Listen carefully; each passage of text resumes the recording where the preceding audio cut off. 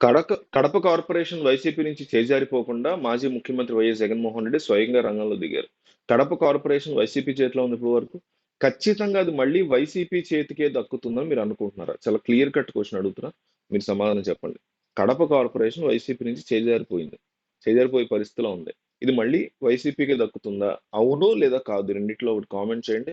అసలు ఏం చేస్తే దక్కుతుందో కూడా కామెంట్ చేయండి. రాజకీయంగా కొంతమందికి మాత్రం విశ్లేషణ, ఐడియా ఉంటాయి. వాళ్ళు కంపల్సరీ కామెంట్ చేయండి. నేను ఈ వీడియోని జగన్మోహన్ రెడ్డి కామెంట్లు చదివేలా చేస్తా. సో కంపల్సరీ కామెంట్ చేయండి. క్రిస్మస్ వేడుకల్ని సొంత ఊళ్ళో జరుపుకోవడానికి 3 రోజుల పర్యటన నిమిత్తం రీసెంట్ గా బెంగళూరు నుంచి జగన్మోహన్ రెడ్డి ఇడుపులపై చేరుకున్నారు. ఇడుపులపాయలో కడప కార్పొరేటర్లతో ఆయన సమావేశం అయ్యారు.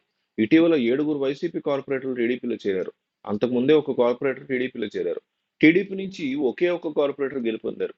దీంతో టీడీపీ బలం 9కి చేరింది. మొత్తం 50 మంది కార్పొరేటర్లు ఉన్నారు. కడప కార్పొరేషన్ టీడీపీ సొంతం చేసుకోవడం అంత సులువు కాదు.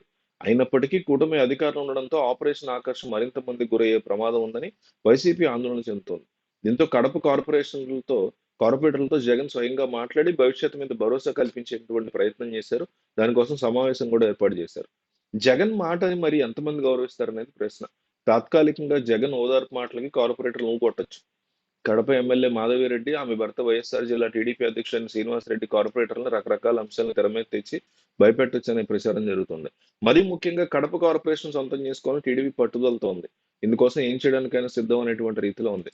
ఆ పార్టీ నాయకులు కూడా అదే రకంగా వ్యవహరిస్తున్నటువంటి పరిస్థితి మనకు కనిపిస్తోంది. ఎన్నికలకు ముందు అలవుగాని హామీలు ఇచ్చిన చంద్రబాబు ఇప్పుడు వాటి ఊసెత్తట్లేదు. అన్నిటినీ ప్రజలు గమనిస్తున్నారు. 2027 చివరిలో జమిలీ ఎన్నికలు రానున్నాయి. ఎన్నికలు ఎప్పుడొచ్చినా మళ్ళీ వచ్చేది మన ప్రభుత్వమే అని జగన్మోహన్ రెడ్డి నేరుగా వాళ్ళందరితో అన్నారు. ఇడుపులపాయ కడప కార్పొరేటర్లో ముఖ్య నేతలతో సమావేశమైనటువంటి ఆయన మాట్లాడారు.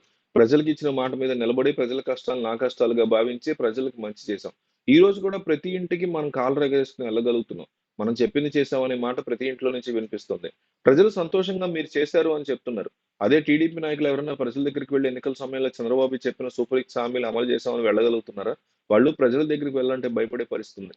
ఏ ఇంటికి వెళ్ళినా చిన్నపిల్లలతో నీకు 15,000, నీకు 15,000, నీకు 15,000 అని తల్లులైతే 18,000, అమ్మలకి తల్లులు, అత్తలు కనిపిస్తే 48,000 అని, 20 ఏళ్ళు దాటిన పిల్లాడు కనిపిస్తే 36,000 అని, కండువా వేసుకుని ఇంట్లోంచి రైతు బయటకొస్తే 20,000 అని ఇలా అన్నింట్లో అలా ఇంట్లో ఎవరిని వదిలిపెట్టకుండా ఆశ పెట్టారు.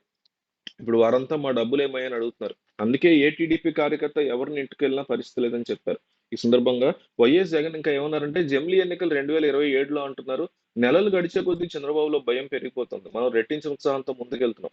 మన ప్రభుత్వం మళ్ళీ రాగానే నాతో పాటు ఈ కష్టాల్లో ఉన్న వారికి మంచి రోజులు వస్తాయి. ఇబ్బందులు కొంతకాలం ఉంటాయి. కష్టాలు వచ్చినప్పుడు వ్యక్తిత్వాన్ని నమ్ముకోకూడదు.